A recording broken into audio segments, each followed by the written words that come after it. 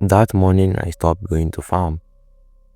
I still can't shake the feeling that something followed us home that month. My mother says I'm being foolish. That fear makes your men see things stuttering there. But I know what I saw. I know what we both saw. It was a Thursday in late September when everything changed.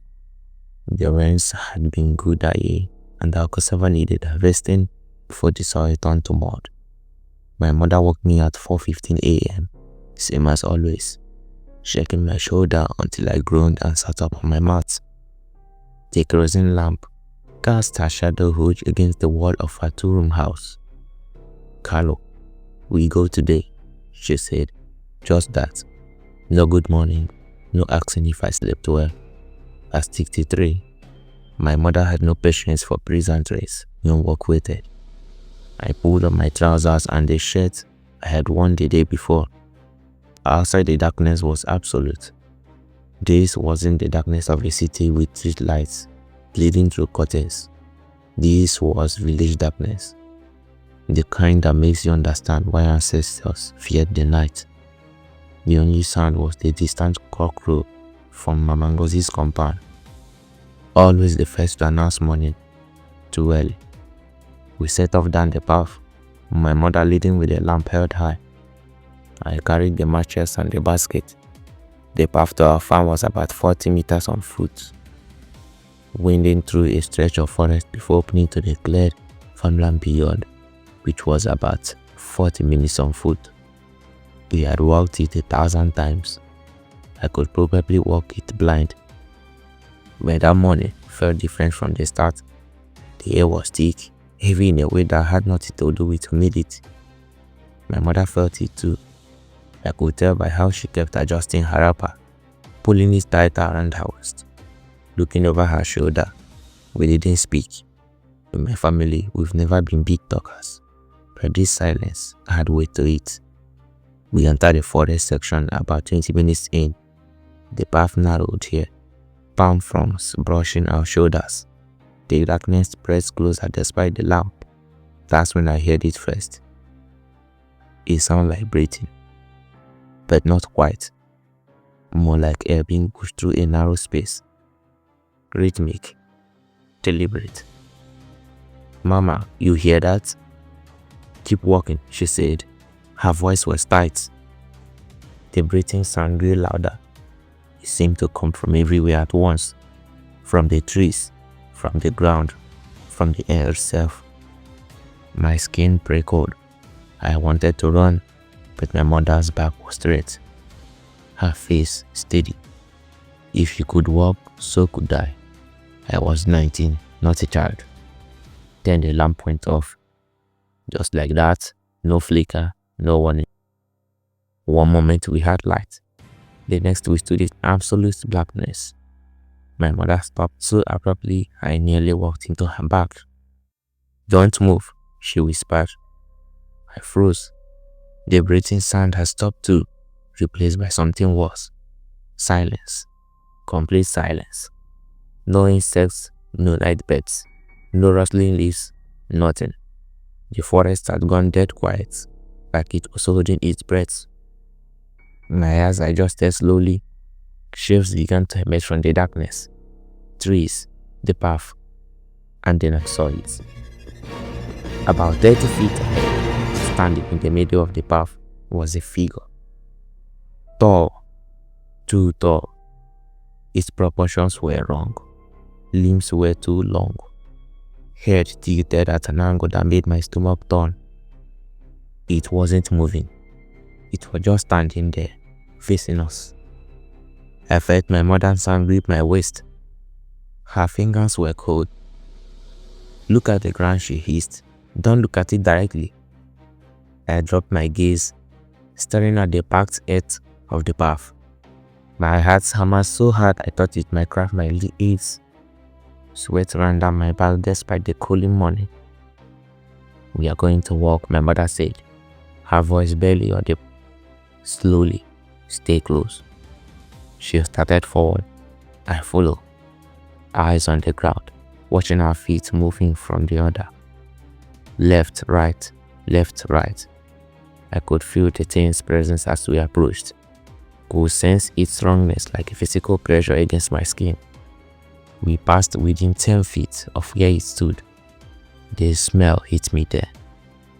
Rotten earth and something sweet and glowing that made me gag. I clamped my mouth shut, breathing through my nose in short, shallow gasps. My mother's hand tightened on my wrist, her nerves digging into my skin. Don't look up.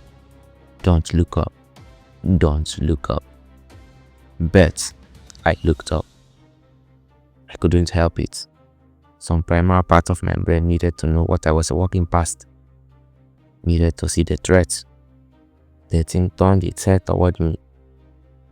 I can't describe its face properly. My mind won't let me remember it clearly. Like trying to recall a dream after walking. I remember eyes, too many of them, arranged wrong.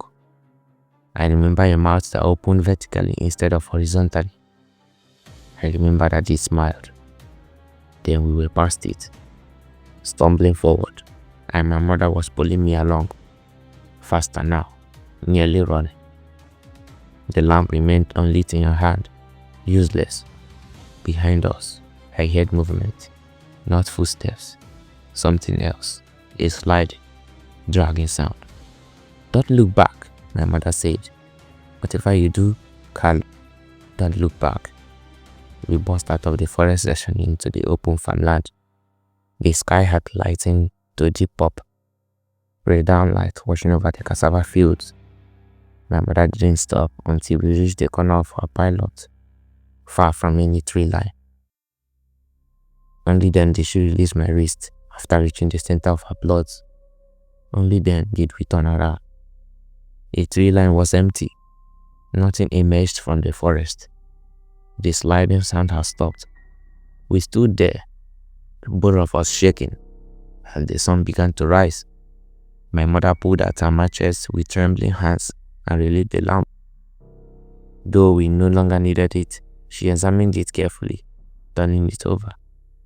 There's still oil, she said. Wick is fine. No reason for it to go out. I said nothing. What was there to say? We walked that morning, harvesting cassava in silence.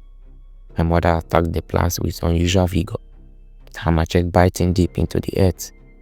I followed her lead, grateful for the physical work, for the sun warming my back, for the normal sounds of day, birds and insects and distant voices from other farms. Around noon, we started back. My mother insisted we take the road, the long way around that added an hour to our journey. I didn't argue. Neither of us wanted to walk through that forest again. That was 3 months ago. We haven't been back to that farm since. My mother told the family we are letting the land rest. I will walk the plot near the village for now. No one questioned it. At 63, she earned the right to make such decisions. But I know the truth. We were afraid. Last week, I ran into old Papa Chike at the market. He's a retired teacher. Must be close to 80 years now, and he has lived in our village his entire life. I asked him, casual like, if he knew any stories about the forest near our farm. His face changed. The smile dropped away. That path, he said. My mother told me never to walk it before dawn. He said the forest there is old, older than the village, older than the farms. He said there are things that live in old places, things that were here before us and will be here after we are gone, things that don't like being disturbed. What kind of things? He shook his head. The kind we don't talk about, the kind you respect by staying away. He walked off before I could ask anything else. I think about that morning constantly. I dream about it. In my dreams, I'm back on that path, and the lamp goes out. But this time, when the thing turns toward me, I can't look away. I stand there frozen, staring into those wrong eyes, and he starts walking towards us. That's when I wake up, gasping. My mother never talks about it. Not once since that morning has she mentioned what she saw. But I noticed she burns more incense now, that she prays longer before bed, and I've seen her standing at her door at dawn, staring out toward where the forest lies, her face unreadable. Sometimes I wonder if we really saw anything at all, if maybe it was just the darkness playing tricks, our minds filling in shadows with fear. But then I remember the lamp going out, the impossible silence, the smell. I remember the thin smile, and I know it was real. I'm 19 years old, and I'm afraid of the dark now in a way I haven't been since I was a small child.